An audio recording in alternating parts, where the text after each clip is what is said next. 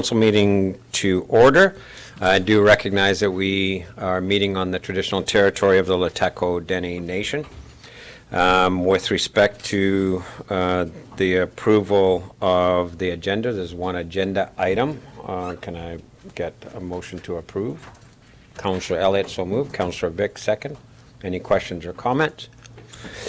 Okay. So before we get into the business of tonight, I would just want to make some opening comments for context for council. This is sort of a bit of a first in us deciding that we're going to have a deliberative meeting independent of the decision by council to approve the budget or not. And it's a way for us to take the finance committee's recommended draft budget and dig in a little bit deeper, because sometimes what happens when we do this, when you've got a pending decision, you feel pressured to make the decision because you've got a recommendation in front of you. So that's the first thing, is that we are having this so that council members are free to ask questions. I would ask council members that when you frame your questions, please do give consideration and frame it in a way that you understand the consequences. So if you're asking for a cut, make sure that you are helping us to understand that that cut means a program or service reduction, a personnel cut, or changes, and give us some ideas on how we may be able to address that. Or in the case of council initiatives where we have staffing, and I know some council members have approached me on that, then please do give us some advice on how some of those council initiatives, or which council initiatives would go by the by if we're going to be doing reductions in those areas. So feel free, I guess is what I'm saying, is contextualize any of the questions or comments you have about the budget. The other piece is a full disclosure piece. I've been working with staff on, because we always ask the question this time of year, where are we at with the surplus? Carrie's answer is always, I don't know yet, but, and gives a sense of it. So if you recall last year, we made a very deliberate decision on the front end of COVID to stay the course with our budget. But we also gave direction to staff, and we made some adjustments ourselves, to not spend where not necessary, and to make any kind of decisions with the lens of fiscal prudence, because we didn't know what the revenue shortfalls were going to be, casino, airport, transit. And we also didn't know what any cost plus implications would be, janitorial services, loss of revenue, etc. So with that in mind, and because all of our staff who are represented in here did a good job of taking that to heart, and in conjunction with the COVID relief money we got from the province to backstop things like the casino fund, some of our capital planning, etc., it does look like we are going to have a reasonable surplus this year. So what I would like to do tonight is to let you know that the number that we've got in here may be able to be reduced by this year's surplus. But we felt it was important that council still did the due diligence on the budget, because each of the line items in here is still a real line item, still has real implications for forward budgets. So I think the best way to approach this, because we were back and forth today, because we don't have the final surplus number, but it does look like we might be able to give some tax relief with the surplus. Rather than get into that, let's get into the budget and do the due diligence on the actual budget. Then when we bring the surplus forward, we can make a decision on whether we want to do tax relief or whether we want to backstop a program or not, okay? So tonight's discussion is around this budget. And the reason I raise that is too many councils are making decisions for this year's budget that have massive implications for taxation in future years. And they're punting down the road their issues. I don't want us to get into that trap just because we have a bit of a surplus. So let's do due diligence with the budget as presented, have that dialogue, and then we can come back and revisit whether or not we can give some relief with the surplus at a later date. That will go through FSAC and come back to council that way. Okay, with that, the floor is open. This is an open meeting for council. You can direct your questions at any of the staff members. I've asked Councillor Elliott, as chair of the Finance Committee, to speak to any of the issues from the Finance Committee's perspective as to why we did recommend some of the things in here. But the floor is open, and I'll direct your questions appropriately. Who's first up to bat? Okay, can I have a motion to adjourn? Yep. Just saying. So moved. Councillor Runge. Thank you. So I'm just going to ask just some simple questions. I'd love to just go through it page by page so we can look at things, if that's at all possible. But prior to that, I just was wondering if I could ask the city manager if we have any update with regards to the MRDT. Is there anything that we should know that could help out? Yeah, I can give you the update on that because I've got the lead on that right now. Our Economic Development Officer and I are hoping to meet with Sandman shortly here, and we still need one other. If we can get Sandman to sign on, we still would need one other hotel. So it is in progress. We've got the signatures that we need from the other hotels. So we're not booking it at all into this year's budget. Councillor Elliott. Thank you, Mr. Mayor. Yeah, it'd be nice to close this off at some point in time, but I think one of the points that has to be, and I'm sure you're doing it, but just to reiterate, that has to be brought forward to the motels and hotels is that we're just trying to help them out with marketing. And if we can bring forward possibly the amount that we've missed out on in the last few years, you know, just look at every year you're throwing away 80 grand. Or whatever the number is, and, you know, it's just... Believe me, we've had that conversation, but just in terms of tonight, it's not in the budget. So tonight's a budget discussion, okay? And Councillor Runge, you indicated page by page. Because of the nature of the budget, it's a bit awkward. I mean, we're happy to go through page by page, but really, we gave it to council in advance so council can absorb the budget and then get into the meat of the issue. But I'm happy to go page by page if that's council's will.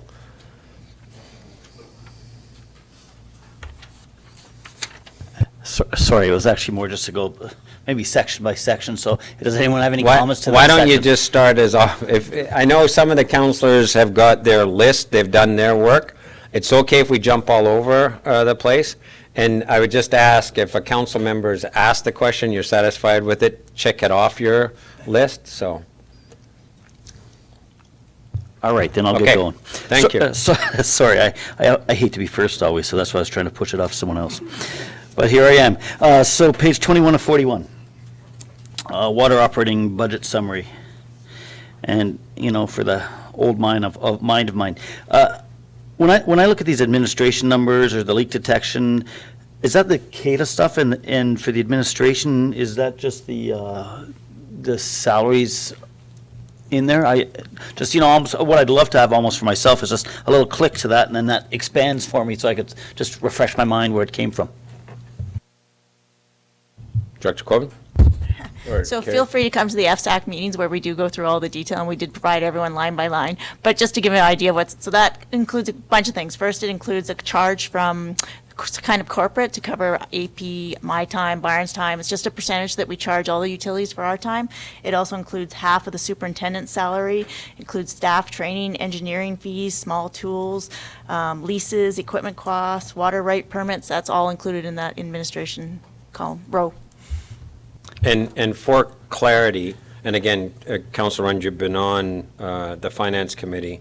The reason for the senior admin chargeback is the different revenue stream. So this is a utility charge, not a taxation, right? So there's a distribution across the different levies and taxes of that City Hall admin, if you will. So that's why that gets embedded in there the way that it does. All right, so thank you, Carrie. But, you know, so just so it's public knowledge of why I'm not showing up at those FSAC meetings is that they just happen to fall exactly when I have to be in class also. So thank you. And one of the reasons that I actually asked this also was because as this is the first time the public sees this also, so it, you know, for, as disclosure, it comes as a big number, so thank you for the clarification. Okay. Councillor Rudenberg. Thank you. I don't have a question right now, but I know that a lot of the counselors are working off paper copies, but I'm working off my iPad, and your numbers that you speak out don't correlate with what's on the iPad, so I'm not sure if there's somebody who can scroll. That's page 17, by the way. Yeah, so I think Please. that any council member can do that. I think Councillor Runge for the paper version, but if you look just above and slightly to the right of the paper version is the report page number. So the page that Councillor Runge was on is 21 of 41 in the agenda, but it's page 17 in the budget document. So if we can say both, then those on their iPads can look at that. Okay?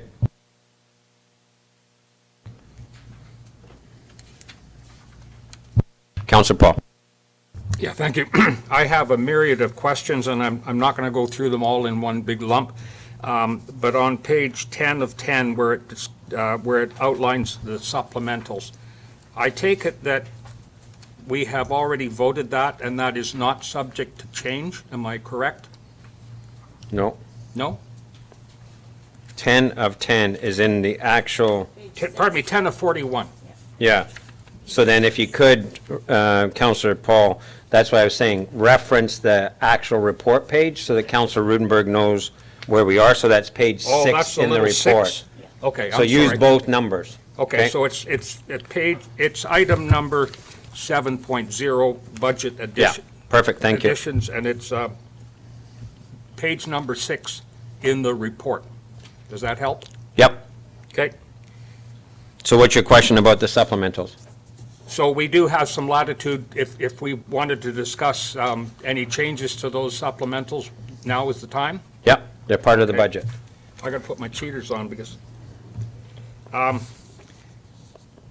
just one, okay, I'd like to, and what I'm trying to do here is I'm trying to find about $250,000 so we can bring the budget down to 3% rather than 4.6%.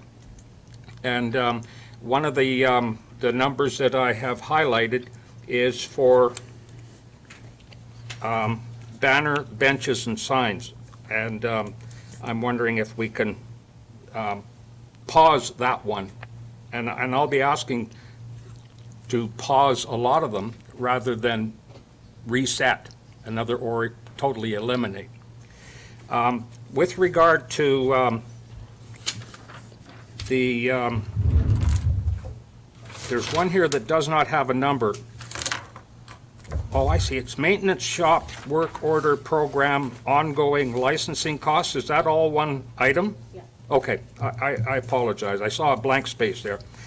And another one is the development services resources, and this is to add an additional planner. And I have a growing concern about the fact that that we're increasing our complement of full-time equivalents. I obtained a report from the city manager some time ago, wherein I think between 2014 and 2020, we had increased our complement of full-time equivalents by approximately 6. No, pardon me, 8. But with this budget, we're looking at increasing our complement of full-time equivalents by 6. Some of those have already been hired.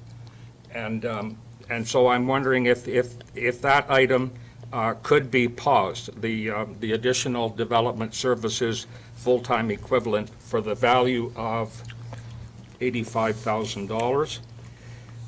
Transfer to carbon fund, I don't know how that works, but can that be cut in half for a year rather than an entire $40,000?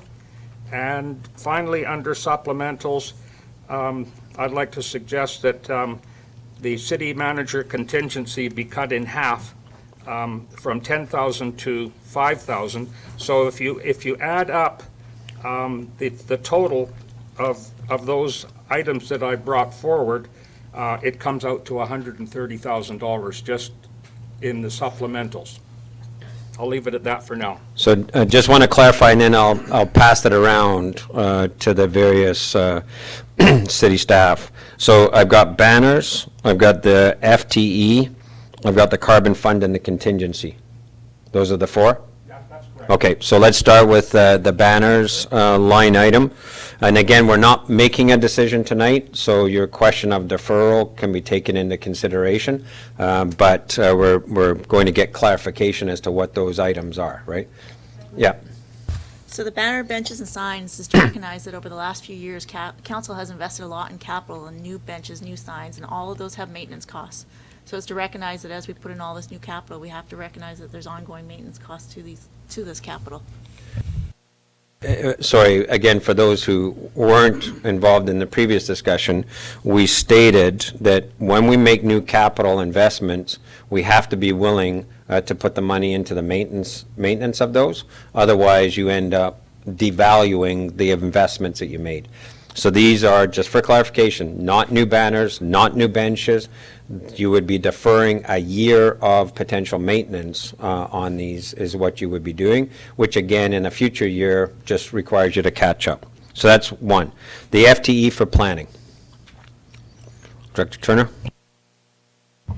Thank you, Mayor, and I hope, Councillor Paul, you've had a chance to read the supplemental to this page that discussed the requirement for the Development Services Department to have an additional planner. And I am going to state that it is a critical need at this point, and it's not just for the planning resource, it's for the whole complement of services that come out of the Development Services Department, including huge advancements that we're trying to make to improve efficiencies in this department in terms of our processes and our technology. As you know, and I think you were quite enthralled with, we've just established a new system called Lightship. This system is not only servicing our department, but it's just servicing all departments in the city, and we definitely require our current planning technician to focus more on this area. In addition, we have been doing a lot of work encouraging more development to come into town. We have a number of initiatives on the go right now that we need to ensure that we have a committed planner to make those initiatives happen, to have those economic development opportunities come into the community. And that's kind of my first pitch. Yeah, sorry, I would also add to that, and I would look to, the finance chair as well, but I think this is one of those areas that I illustrated before. What comes off the table? So, City Manager, I think, really that's the question here if we're not going to advance this. City Manager? Thank you, Mr. Mayor. And I can't say for sure what will come off the table, but I can say that within the planning department, the busyness of that department due to external factors, due to the housing projects, due to the many developments in front of us right now, due to the very busy property remediation going on, or a very full program there, that this department right now is holding on by their fingertips to get stuff done, working off the corner of their desk. These are all very important decisions we're facing, with significant legal ramifications and long-term ramifications are made out of that planning department, and they need the resources to do it effectively.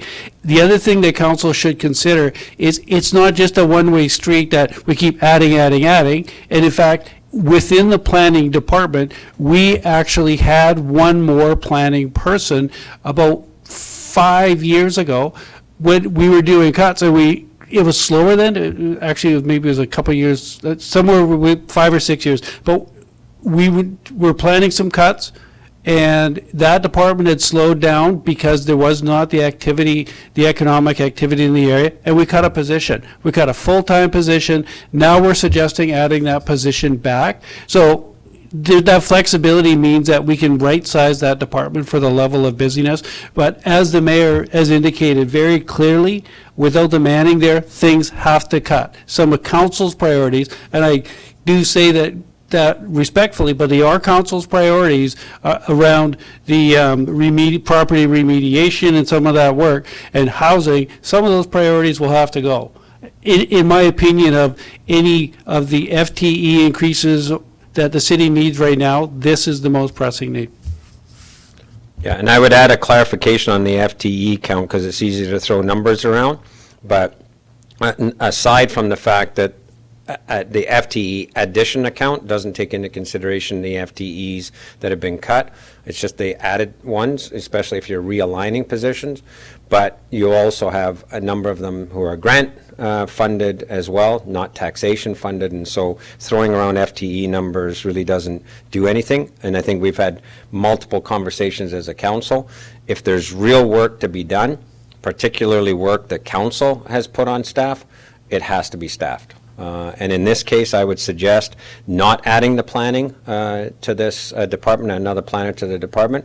We would be taking things like nuisance properties initiative off the table. We would be taking things like step code off the table. We would probably, when the contract's over, take the housing initiative off the table and let that department default back to the base work that it needs to do, right? So there's consequences there.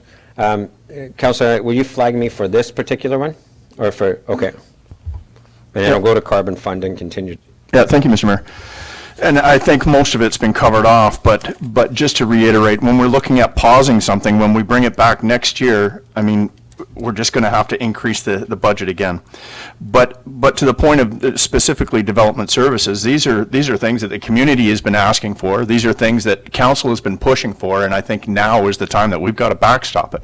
We can't just expect to have the property remediation and everyone talking about the derelict properties and us saying, yeah, let's go get it, and not staffing for it. We can't listen to the public about the housing initiatives and how desperately we need it and have those initiatives going forward without staffing for it. So I just don't think it's the right thing to do. I think we have to backstop exactly what we've been asking for.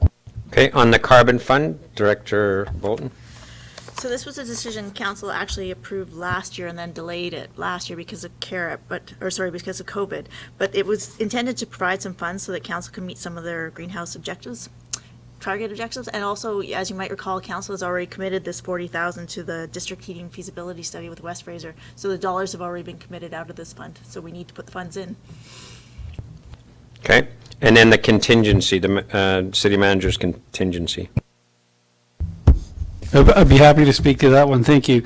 So city manager contingency, it says city manager, but it's not that I sit and plan projects and spend the money on this. This is more of a catch-all account where we are doing work, we don't really have a code for it, but we know that we need to spend some funding.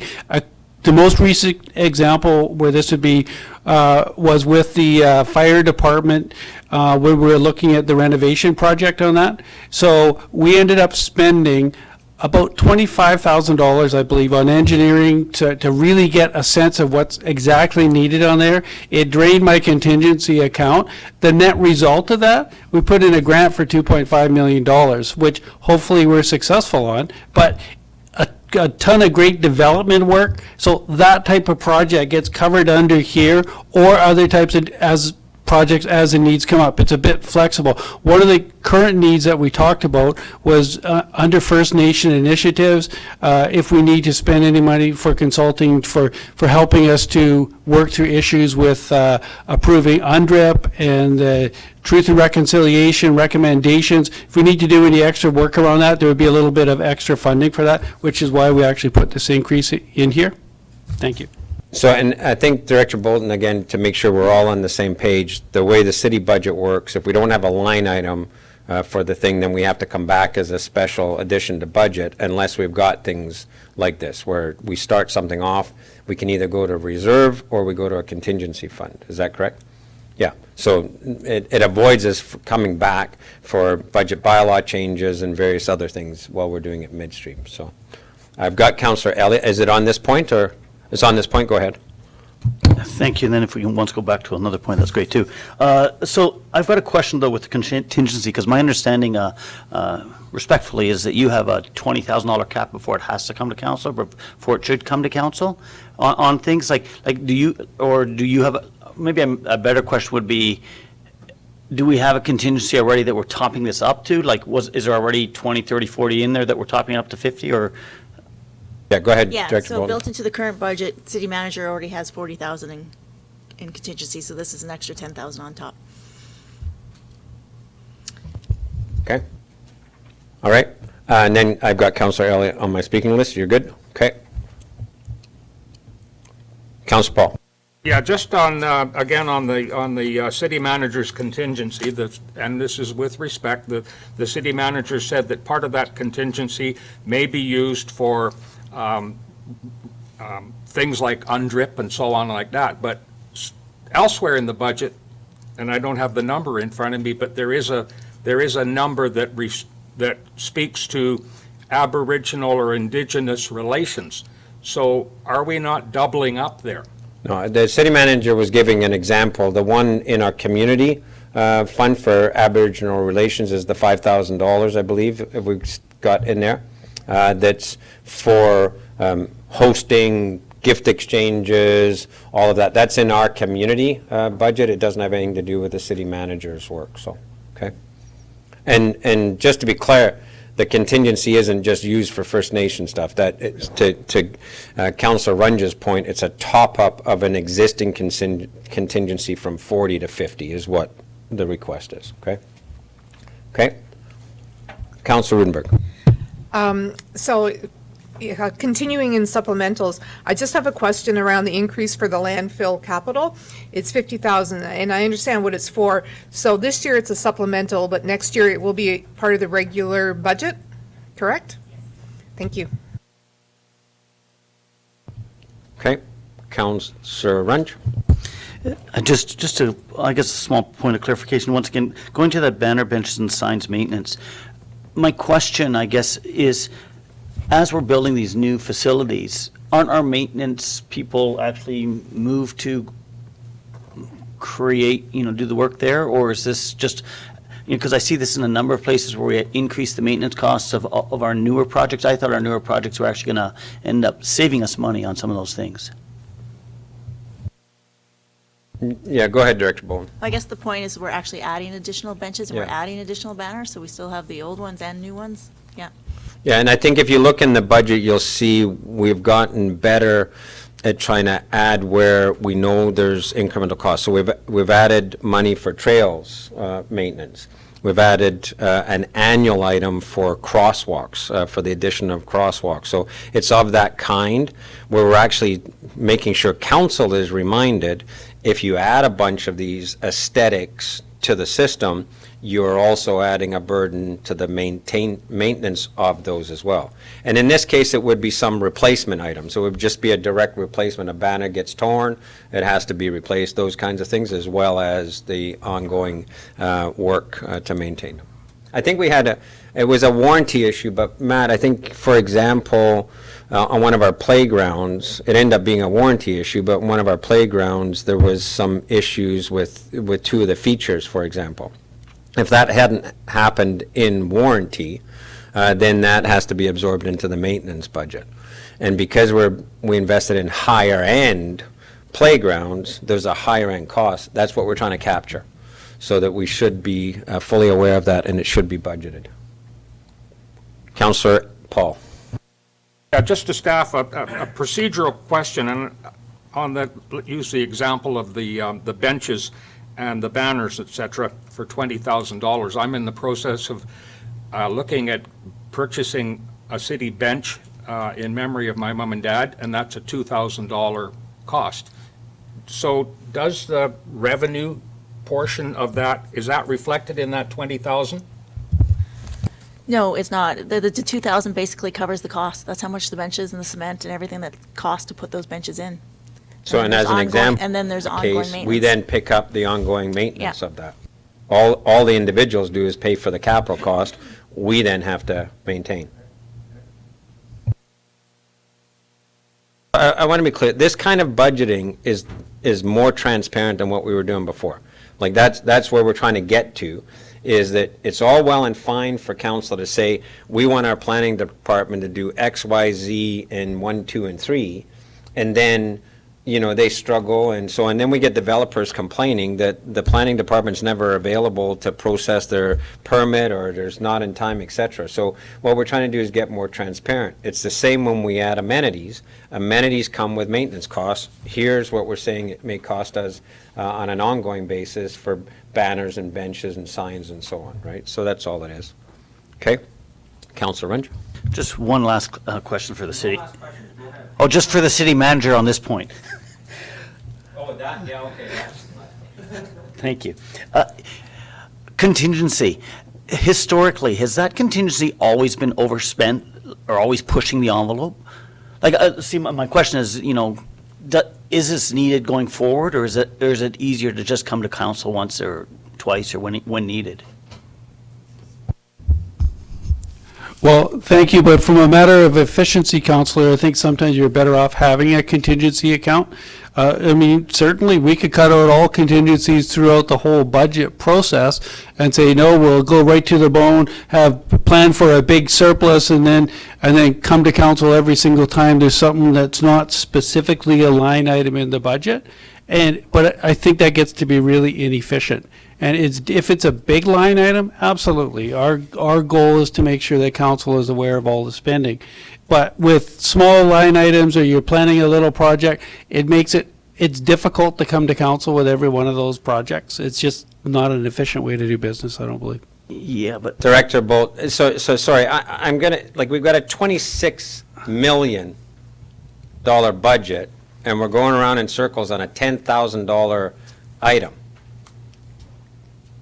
Director Bolton. I was just going to add that there have been years, definitely this budget's been underspent, but I think it reflects how busy council is.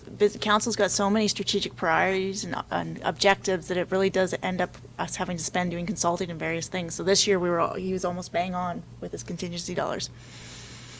And I think the other thing is that if it's underused in a year, it just accrues to the surplus for that year, right? So then we can use it to offset taxes, or we can use it for other purposes. It's not as if the city manager, and when I joined the school district in the good old days, where you accrued your cash year to year in your slush fund, that's not how our contingency works.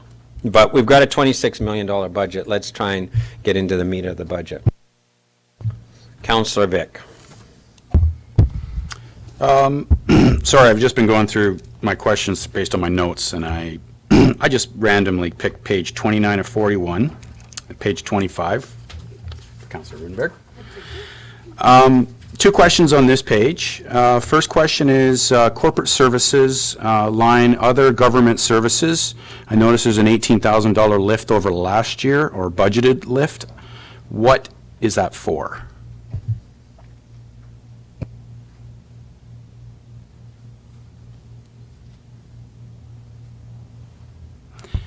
That is insurance. We got an estimate of what our property insurance costs are going up next year, and unfortunately, property insurance is increasing quite a bit, so. 12%?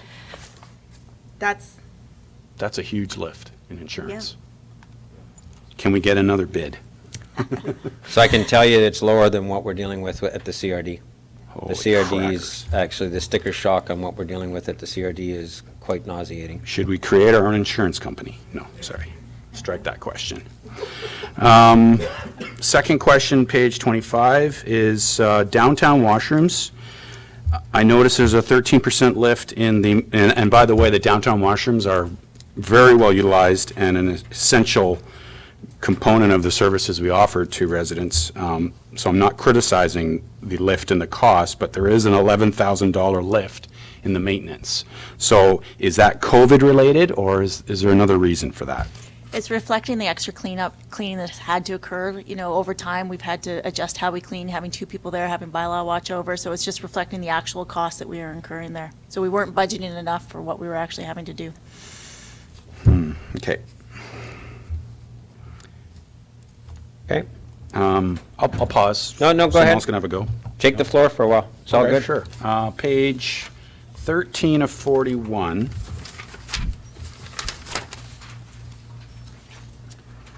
Sorry, Matt, I'm going to pick on you on this one. Sorry. The mayor wants to direct it to who I'm going to pick on. That's No, fine. no, it's okay. Let's keep Okay. it free for him. Okay, so $25,000 to set up a smart TV? What's that all about? So maybe it's better, the default is to Director Bolton. Okay. And then Director Bolton, if she wants one of the others to jump in, she can do that. Director Okay, Bolton. Sorry, thank you.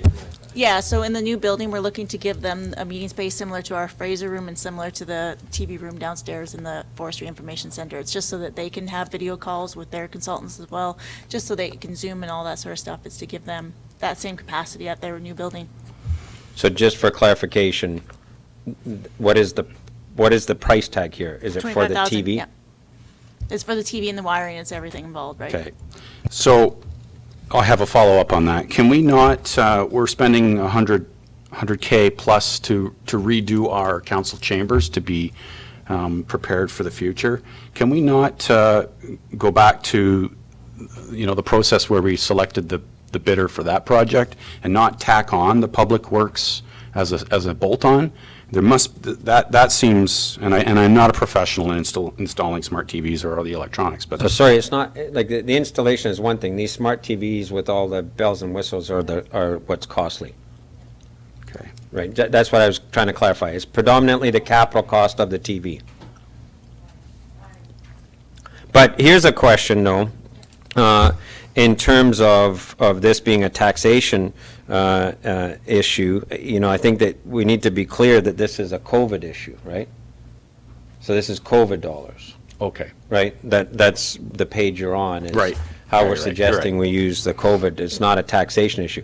If we- Exactly, and they recommended technology issues as one of the items to be able to Yes, handle. but I was just going to, so the question is, if we were not covering this off, council's desire to move into this domain and the reduction in cost of bringing consultants in. So if Chris needs to talk to somebody, a couple people from Urban, right, then we would probably advance this as a taxation issue, and it would be in the operating budget.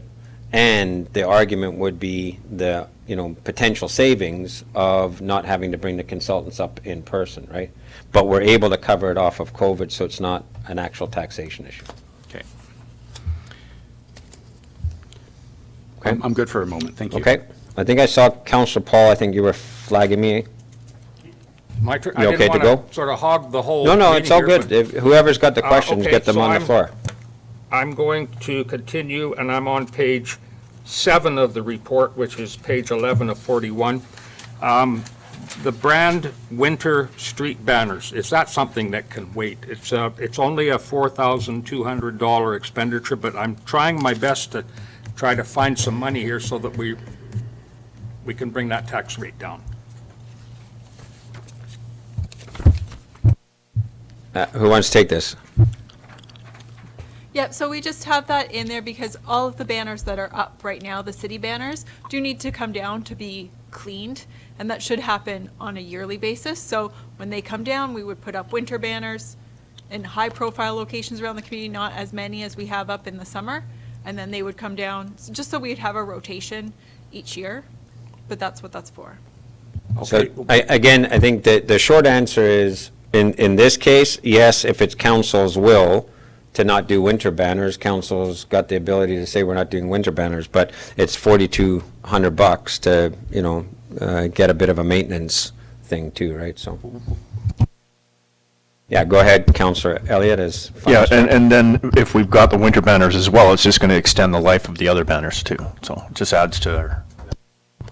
Councillor Paul? But I guess the flip side of that is that if we're going to have summer banners and winter banners, that means that there's a takedown in the spring and a put up, takedown and put up, and a takedown and put up in the fall, which I presume is not included in this $4,200. So therefore, the labor that's involved in taking down and putting up virtually doubles. Am I correct with regard to those banner locations? Well, they really should come down once a year anyway to be cleaned and put back up once a year once they're clean. So when we're taking them down, we would be replacing them with others, which may take a little bit more time, but it's not a whole round of taking them down and a whole round of putting up. So the answer somewhere is in no. between. It would be the same cost for put up, take down, whether you're using winter banners or whether you're just cleaning. Well, I beg to differ. I mean, if we had year-round banners, we wouldn't be putting them up and taking them down and putting them up and taking them down. That's my point. But I'll leave that one. Sorry, Sorry, we do need to take Yes. them down to clean them. They So- need to come down to be cleaned. They're due to be cleaned. so you're not, like, you're being told that they're taken down, cleaned, put back up. So we would take them down, put the winter banners on, get the summer banners cleaned. When we put the summer banners up, we take the winter banners down. It's the exact same process. It's just got a duration in between the two. So has any consideration been given to just having summer banners and not having winter banners? So, Councillor Paul, you have an item in front of you that says getting winter banners. Okay, I'll move on.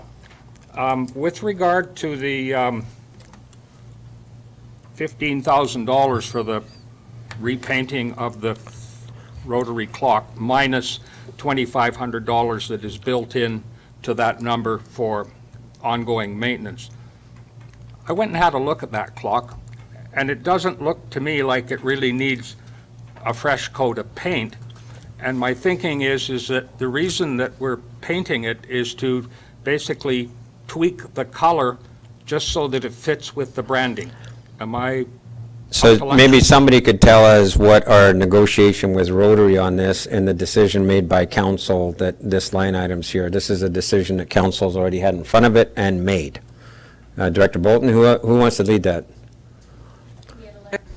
Take over the maintenance of it, and I think it indicated that it needed, paint job was one of the things that it needed, right? So Rotary is the one that's asked us to refresh it, and I think we had an earlier dialogue with them when we did Spirit Center, because if you remember again, Spirit Center is going to get completely refreshed, the stage redone, the facade of the building, and that clock is chipped. So Rotary, when we went to them and said, could you guys do a refresh at the same time, they came to us and said, would you guys mind taking that over, because we agree with you, it needs to be repainted. So City Manager. Thank you, Mr. Mayor, and we did take that to council previously, and council agreed with that, so I think we're kind of enough said on that. And this is one of these ones that I've warned council before, if you make a decision and it's got a cost item, you're going to see the cost item. We're not going back and revisiting the decision. So this one, the decision's already been made by council. This is just the cost. Okay, I've got one more on this, actually two more on this page, and then I'll take a rest. With regard to sensitivity training, is this something that could be phased over 2 years rather than doing it all in one lump? Councilor Runge. Yeah, I think I should speak to that a little bit. With what's going on with our Indigenous community and in town, I think this actually may be something that has to be done rather sooner than later with all of us. Okay, next. And the next one is with regard to the $92,000 for the COVID grant to support economic development and community marketing. I'm wondering that because we're not really going to be welcoming tourists and visitors here for a while, is that something that could be reduced somewhat? Again, I'm trying to find some dollars here. Yeah, but Councilor Paul, find the dollars in the right place. This is COVID grant money. This has nothing to do with taxation. I understand. And part of the COVID grant money's eligible costs is to market our community and to continue to do the work of making our community, amenable to the in-province travel. Manager Reid, maybe you could speak to this program. Yeah, so that position has also been involved with our business support hotline and supporting the Love Quesnel and Shop Quesnel program, supporting resident attraction pieces. We've got some workforce attraction that we're working on this year that would be part of the workload there as well. So there's a number of marketing pieces beyond visitor attraction, and we want to keep our visitor attraction going so that when tourism does open up, whether that's in the spring or the summer or the fall or next year, whenever, that we're ready to go with new tourism marketing that's fresh and ready to launch. But I want to be crystal clear, Councilor Paul, if council decided not to advance this, it doesn't change the taxation for next year at all. No, I understand that, but the COVID grant funding is not specific to that particular line item. It could be shifted over to something else that would be deemed to be COVID benefit. But again, Councilor Paul, the COVID funding that FSAC has recommended has looked at all of the eligible expenditures, has backfilled where we would have to tax already. So you keep talking about you're looking for a certain amount of savings. If you actually save here, it does not change the tax number. That's what I want you to be crystal clear about. Other questions? Counselor Vic? Regarding the rotary clock, at which we voted to take on that project indefinitely, is it possible to, when we revisit this budget next year, to track the actual cost of maintenance for a year? Because my sense is that clock hasn't been maintained for many, many years, so it was zero. And I know there was a failure this year. I don't know what the cost of repair was this year. I don't know who bore that cost. Was that us or Rotary? Yeah, we can get that Yeah. number. I don't want to belabor it. It's small, but if we could just track this for next year, I think the maintenance may work out that it's not required to budget $2,500 a year to it. Yeah. So if we could just do that. Councillor Rudenberg. Thank you. This is more of a clarification question around the COVID funds. So we know that we have about $65,000 that hasn't been allocated. And it's also been noted that some of the allocations already may not be the actual numbers used. So totally understand the updates will be brought to council. Where's that money going? Like, should we be putting it in, should we be allocating it to council initiatives so that it's actually looks like it's being, it's been allocated, or is it just kind of, where is it landing? So I'm actually getting an accounting guideline right now from KPMG. They've been arguing whether it's deferred revenue or whether it goes to a reserve. So I think they've come to the conclusion that I need to put it to, anything that's not spent needs to go into a reserve, and then they're available for next year and whatever else we decide to do with it. It'll be its own reserve. Its own reserve. Okay, Yeah. thank you. And then in a document that we had at the CRD around this, the desire of the province is expended by end of 2022. Right, that's that very outside year. That was in that Q&A that we got. But the clear intent is to use it in the near term, not to bank it, so. Okay, so I guess by putting it into council initiatives is akin to banking it then? Well, no, Carrie's being very careful to make sure that we achieve the spirit and intent. So don't use it for pure tax relief. Right. Unless there's a direct correlation To- to something that happened with COVID. So the example of casino funds. We would have to tax to make up casino funds or cut our capital budget. Right. So we're able to justify that because that's a direct COVID thing, or the airport or whatever. Then in the case of things like the tourism, marketing, the technology, et cetera, that's in the eligible expenses. So there's, one is spend it as soon as possible because it's COVID money. Use it for the eligible items, and then as Carrie's indicated, because we're struggling at the CRD with the same thing, what do you do if you have a surplus and how does it work into our accounting system, so. And just one more thing to note, we actually have to record on our financial statements what we did with it each year, so I need to keep the funds in their own little pocket so I can keep track of what we're doing with them. There we go. Thank you. Yeah. We were going to put it in the manager's contingency, but that didn't look like it was going to work very well, so.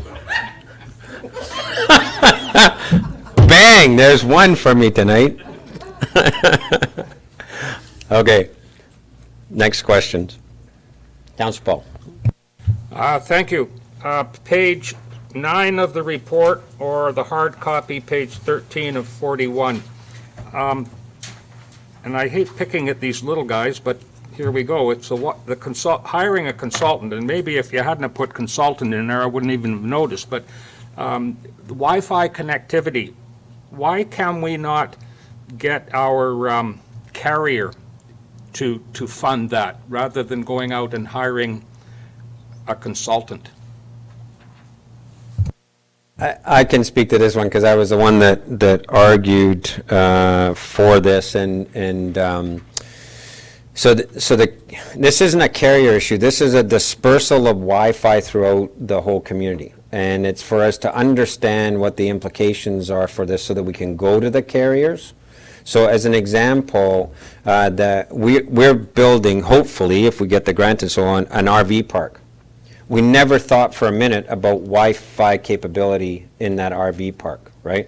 And yet we know that people are going to show up there asking if we've got Wi-Fi. We've also are aware that we've got more and more people who work at home who are now going into our parks to do some work, or going onto the Riverfront Trail to do some work. And again, if they don't have a data plan or whatever, they want to be able to connect to a Wi-Fi.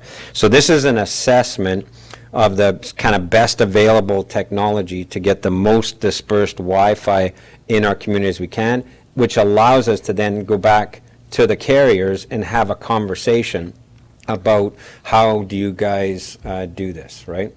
So that's the thinking behind this, is to get some expert advice. And again, it's not a taxation issue. It fits exactly within the COVID grant money, and we have to spend the COVID grant money. So here's a nice alignment of some external money for an initiative that we need to catch up on.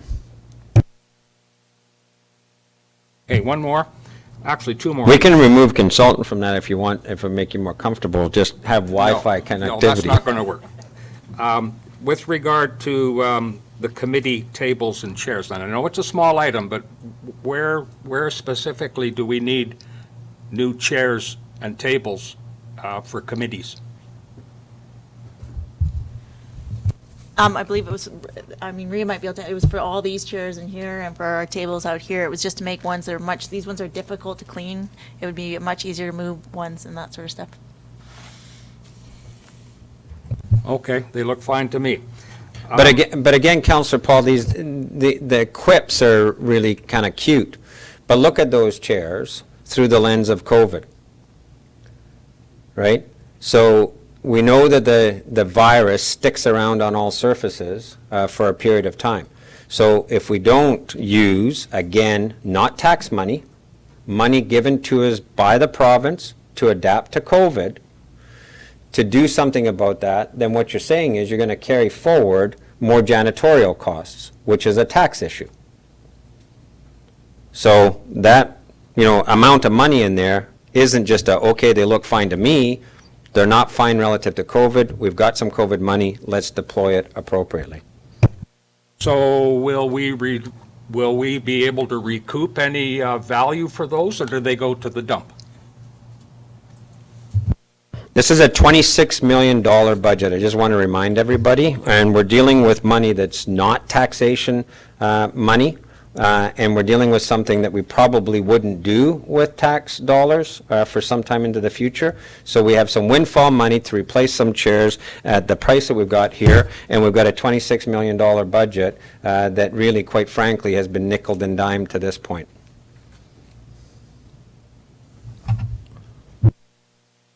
Go ahead, Councillor Paul. One more on the same page, and then I'll let somebody else have a go. So you do realize you're talking about COVID money. I just want to be crystal clear. I understand that, but it's COVID money that could be shunted over to something else. To what, Councillor Paul? I wasn't asked to do that. Okay, let's go to $62,000 for the housing initiative. Are we looking at $62,000 every year to maintain that housing initiative, or is this something that is this a $62,000 that could be split out over 2 years? Director Bolton, do you want to handle this?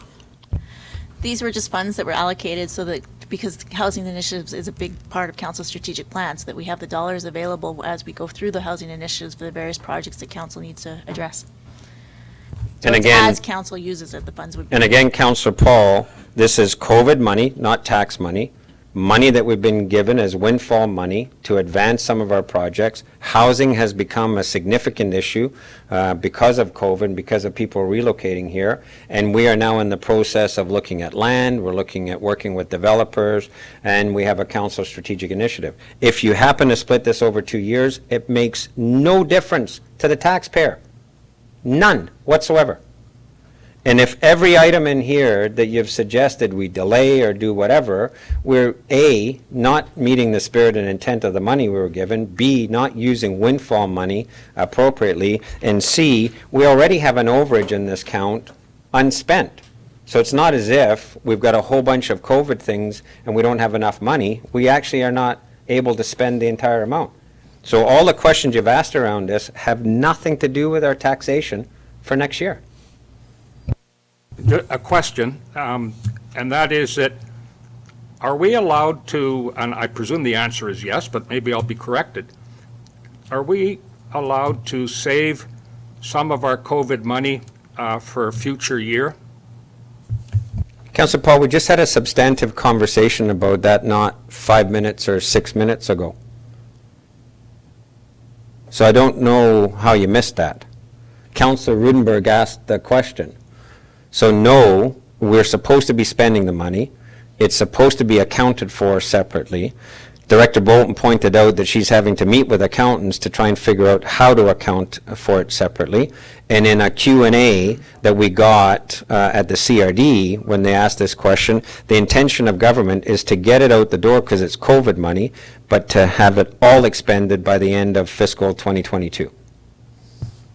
The operative word in your reply, Mr. Mayor, was supposed to. We're supposed to spend all of this money this year. Councillor Paul, we had so this is COVID money, non-budget. We're here to discuss the operating budget. Okay? You haven't given us any idea of how we reduce tax rates this year yet. We had a substantive discussion at council, a wide-ranging discussion at council, where we all agreed that for years we have said to the provincial government, we need money independent of grants, independent of specific projects, and independent of property taxation so that we can actually advance issues that are important to us. We agreed that if we hold on to this money, or if we do direct tax relief with this money, we negate the years of arguments that we've made that if they give us unallocated large sums, we would be wise and prudent users of that. And we agreed as a council that our first priority for this COVID money was to spend it, and to spend it on things that made sense and were eligible. That's what finance brought forward. That's what we've discussed. That's the spirit and intent of all of this. But again, this is an operating budget discussion looking at can we provide some tax relief by changing our operating budget, and you're asking questions about money that's windfall money that has nothing to do with our taxation. Councillor Runge. Thank you. My question actually is with regards to the food security initiative. Is that enough? Like, should we find that we need more this year? Can we take some out of our surplus in the future? So I'm going to ask Councillor Vic, because he's kind of got the handle on this, as to kind of where we arrived at the 10 and kind of how that's evolving. If you're okay with that? Yeah, certainly. So you're right, it may not be enough, but we're still in the infancy of this project. The first component of that project is going to be a communication to the community, and we're actually reached out to the CRD to help us with that project. But we'll know more in the spring how much more involved the city is going to become in the food security domain.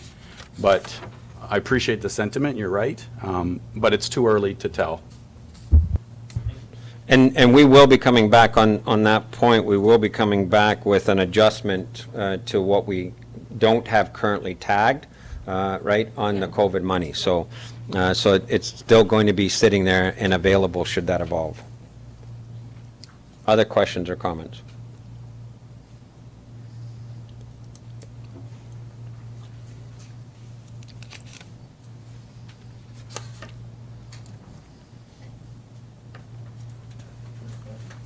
Yeah. Councillor Runge. Thank you. Councillor Vic next, okay. So I guess my question goes back to, I think it was a discussion we had last year with regards to tax shifting. I was under the impression that we were trying to shift some of the burden away from heavy industrial also, because they take so much, they pay so much of such a big percentage of our taxes. So if I could just get clarification, because I think we've moved slightly differently this year. No, the resolution of council was clear, and we've talked to the heavy industrial folks about it. Council's resolution for the budget framework, so that's the 3-year framework, was over the course of those 3 years, reduce the light industrial rate to the commercial rate, but do not add that adjustment to the heavy industry. So heavy industry is kind of getting the break in the sense they're not going up as a result of bringing light down, but we're not doing a direct tax shift with heavy industry because council decided that one class adjustment was all that they were willing to do. Right? Yep. Yeah, sorry, because when I was reading up from last year's minutes there, I thought we were also trying to shift from major industry down. Yeah, so that's the conversation that we talked about, and we were in dialogue, if you remember, with West Fraser at the time. They had a consultant looking at our tax rates and so on, and quite frankly, they were in the throes of a pretty depressed lumber market and pulp market. But council had a number of scenarios that looked at potential light industrial, heavy industrial, and so on, right? Those scenarios went to FSAC. At FSAC, we discussed various scenarios. But the scenario we brought forward was just light industrial down, but don't add it to heavy. That's what's in this budget, yeah. Yeah, and that's what's reflected here.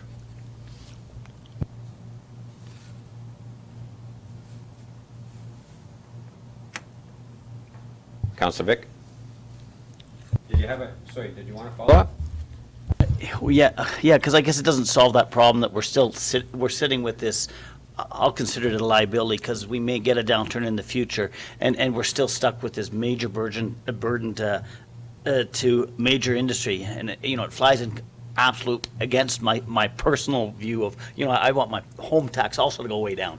But that's where I thought that we were trying to slowly move that one down also. So if we had some sort of a surplus or something, I would actually like to see us somehow lower those rates also.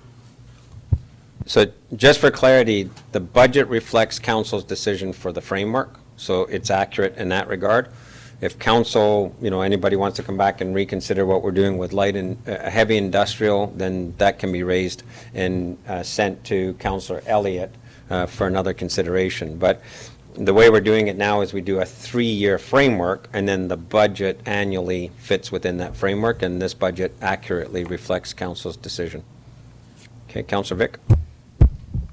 Yeah, that actually was going to be a follow-up question I had to what Councillor Runge was saying. So if we have some ideas on adjusting that 3-year framework, we feel we should bring those concerns or those ideas to FSAC then? Yeah, that's the next. Councillor Elliott. Okay. Yeah, so it becomes an agenda item. Okay. Okay, well, I'll skip those questions then, and I have a question pertaining to page 29 of 41, which is. Oh, I've already done that one. Yeah, I've done those ones. Sorry about that. Oh, 26 of 41. Let's try that. Page 22. Yes, page Councillor 22 Rubenberg. for Forestry Initiatives Fund. And I guess I just would like to clear it in my mind. So this, for the preliminary budget, we're going to get roughly $1 million in extra grant funding, which is offset by an extra roughly $1 million plus for treatments. I guess that's correct. And I guess what I'm wondering, within that consultants treatments line, is that reflecting any revenue we may realize from the timber that's as part of these treatments, or is that part of the contract when we hire the person to do the treatment? Yeah, so it's flashing. Can everyone hear? Oh, sorry. Oh, there we go. So good question. The money that we make off of the timber goes back into the funding envelope of FEST to underwrite the costs. So the cost you see here is, yeah, exactly. And I realize it's all grant funded.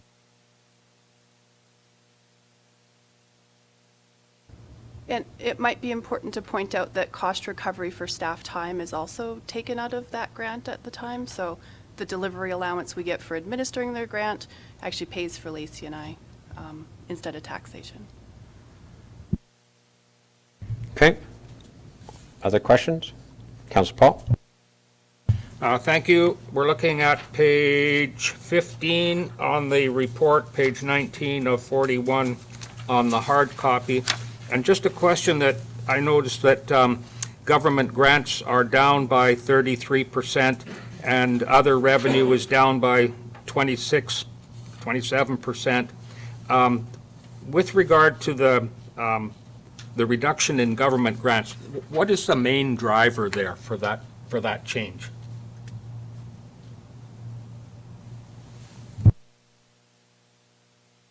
So just looking at last year, we had some significant, we had rural dividends carry forward, we had the food hub grant, which is actually carry forward again this year, but I haven't built it into these budget numbers yet because we're still closing year end, so I haven't got the carry forwards in.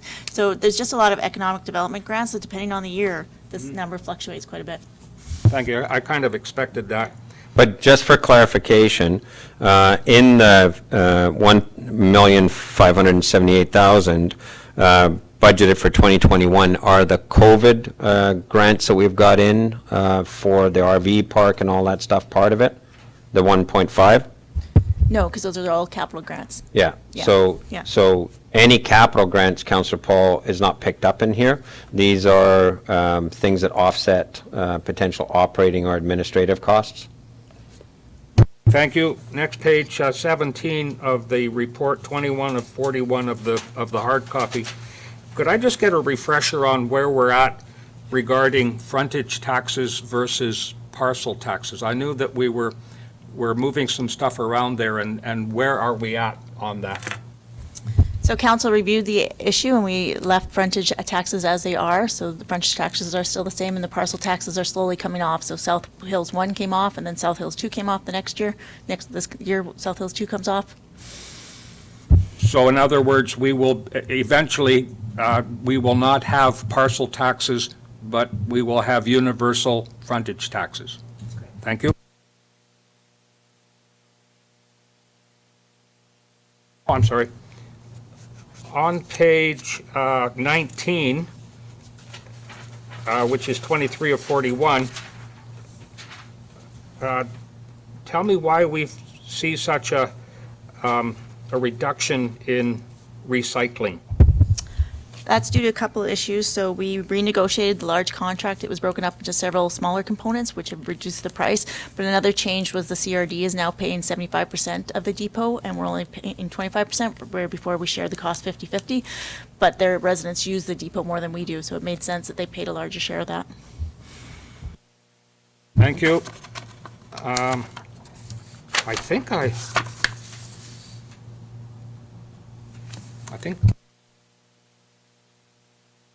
Other questions from council?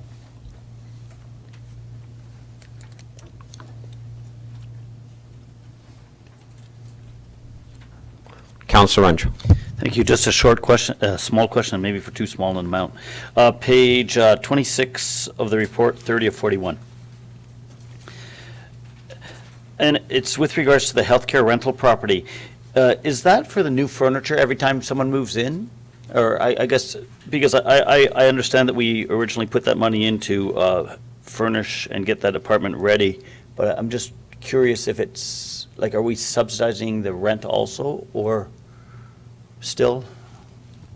So we pay rent, like we are committed to paying rent Yep. for 12 months of the year, and then we sublet it as a furnished apartment. So and then there's a small maintenance amount built in to the budget, plus internet and a phone line and hydro and parking and all of that stuff. But if it's rented for 9.5 months of the year, then we break even. And in our new contract with the CCRHD, they'll share that if there's a loss, they share the loss. So currently, this would be the. That's our expense. This would be the net after, this is what we're left with at the end.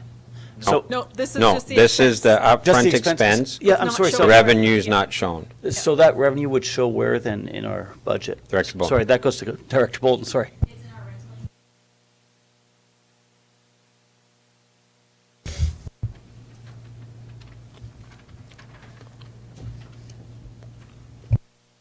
Councillor Paul. Thank you, Mr. Mayor. I'm going to page 29 of the report, 33 of 41 of the hard copy. I've been trying to figure out from the line item titled Shop and Yard, and then New Shop and Yard, and then Other Shops and Services. It appears to me, and I hope I'm wrong, that it appears that it's going to cost $175,000 more to operate the new yard? There is a significant increase in the new yard. It's not quite that much because a part of that is still the cost of the old yard until we've totally demolished the old yard and gotten rid of all those buildings. But yes, due to insurance, utilities, maintenance, the larger building is going to cost more. Okay, thank you. And halfway down that page, there's a line item for Dragon Lake, and I presume that's for the floodgate? Like, it's not very clear, and it's not a very big item. It's only $12,000. Yeah, that's correct. That's for the operating the gates and maintenance of the fish screens. Thank you. And just a question on that, do we recoup that cost, or that's just a cost for us to make everybody mad on Dragon Lake because they don't like the water level? Yeah, that's one way of putting it. That's basically just an expense to operate the channel, screens, etc. Yeah, I think Councillor Paul was on council at the time that somebody agreed to take that on. I'm just saying, no, never mind. I got another one. Go ahead. Titled Public Service for $80,000. What is public service? So that's a variety of things we do, including hanging banners, but it's also putting up Christmas lights, it's helping at the Billy Barker Parade, it's all the various things we do for various groups around town. Thank you.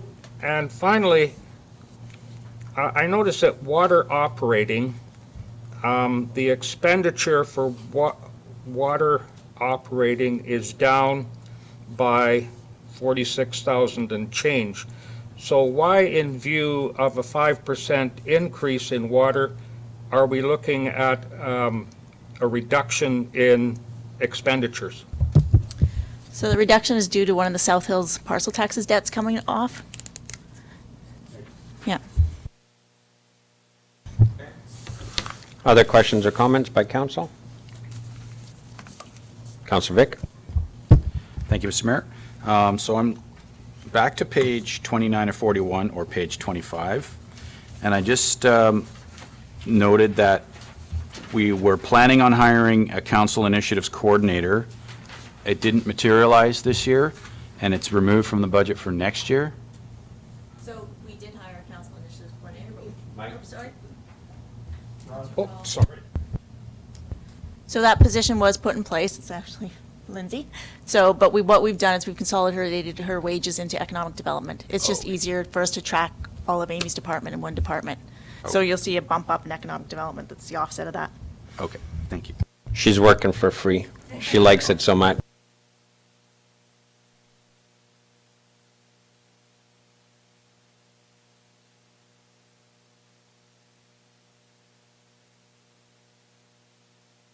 Councillor Runge. Well, I just wanted to say I really like this report.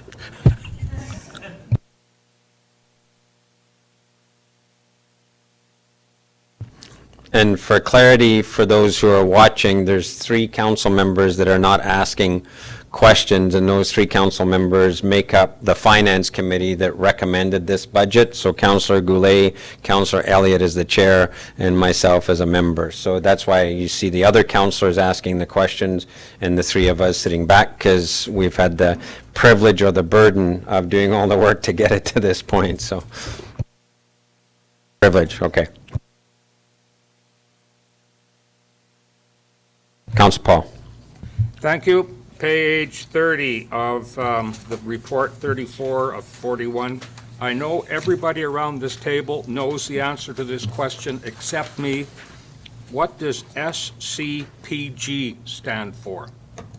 That's right in the middle of that block of numbers there. SCPG to Capital Reserve Program, I guess? So that's the small community protection grant. So that's a grant we get from the province every year. The council has a policy that it goes into the capital reinvestment reserve. Thank you. Now we all know.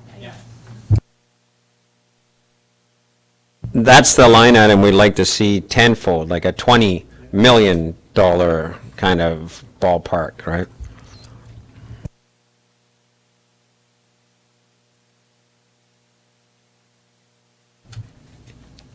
Councillor Runge? No? Okay.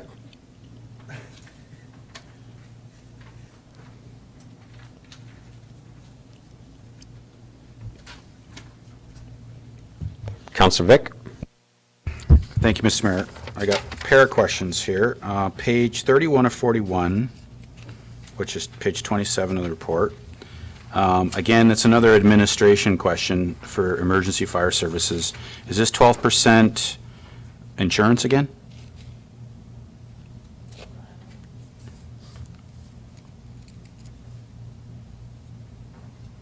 It's a 12% lift over last year.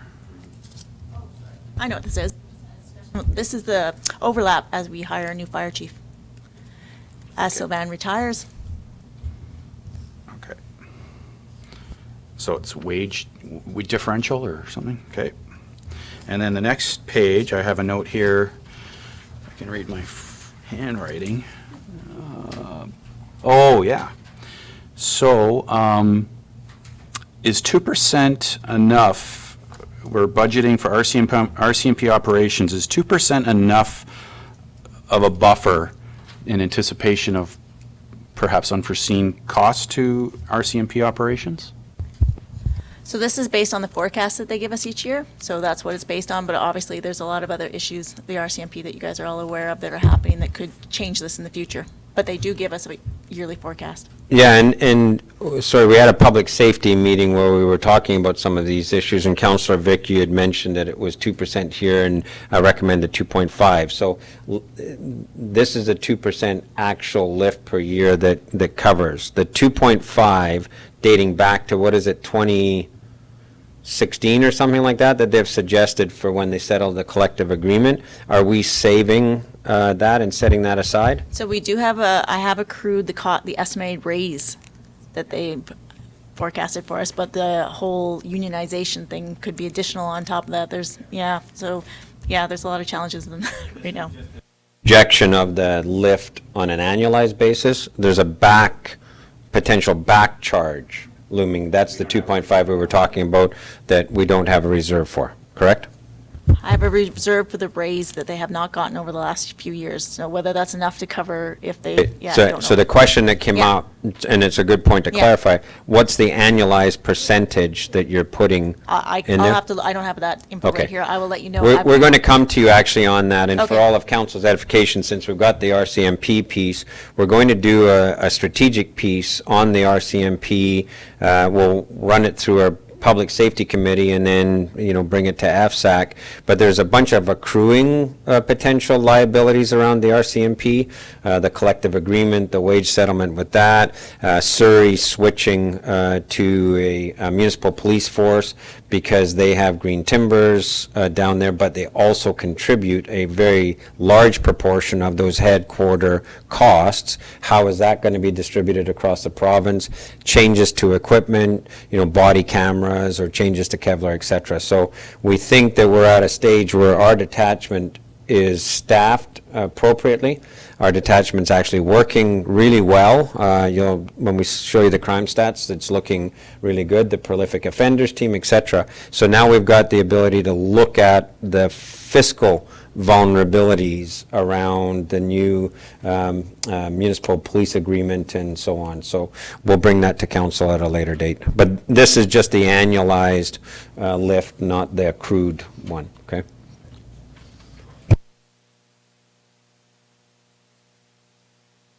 Councillor Paul. My last question is on... I thought your last two were the last question. Never mind, go ahead. You ever believe me? Go ahead. On page 31 of the report, 35 of 41, it's noted that at the beginning of 2020, the city's total debenture debt was $5.2 million, or almost 5.3. But today, the total debt is $12.25 million.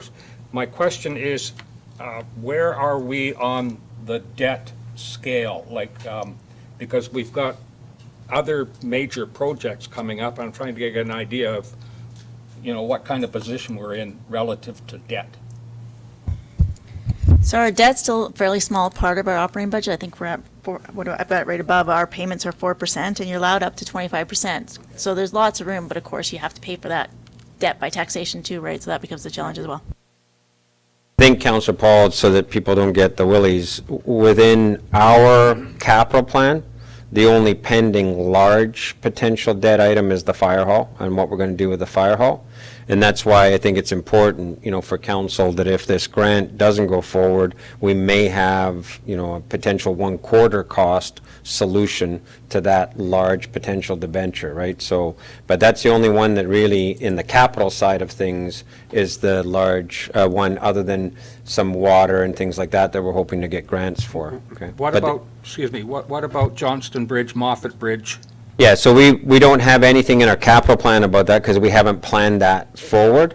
Moffett Bridge, I'd have to look at the city manager or Director Thomas. I mean, the lifespan of that is solid, based on the last assessment we got.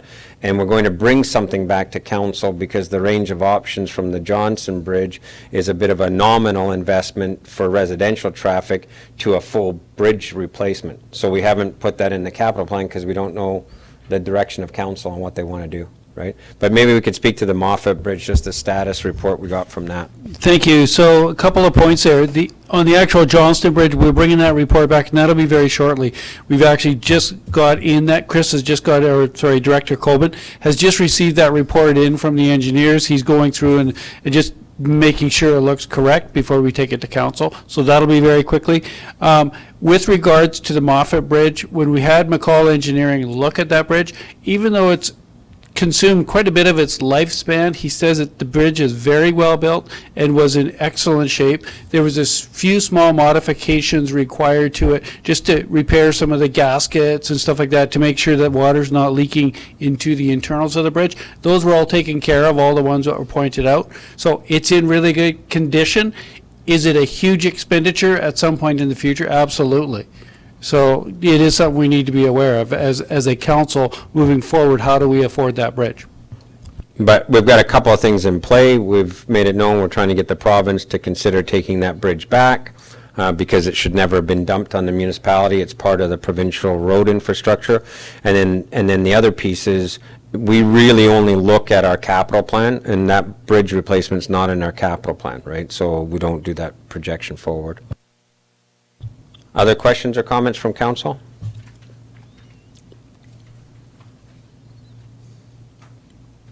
Okay. Everybody good? Councilor Rudenberg. Thank you. So this is on page 29 on the electronic version. It's around Public Works and Engineering. So there's line item here for parks and playgrounds, and then there's separate line items for the South Quesnel Park, West Fraser, Timber Park, Labordi. Why are they separated from the parks and playground line?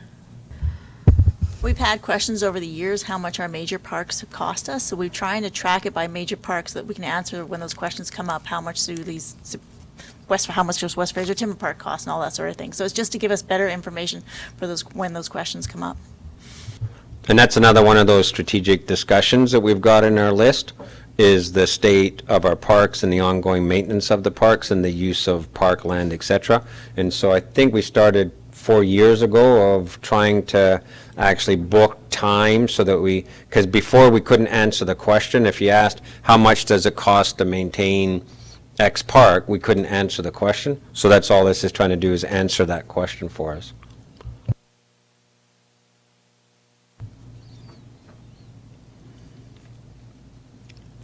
Do I have to do it like a public hearing? Are there any more questions 3 times?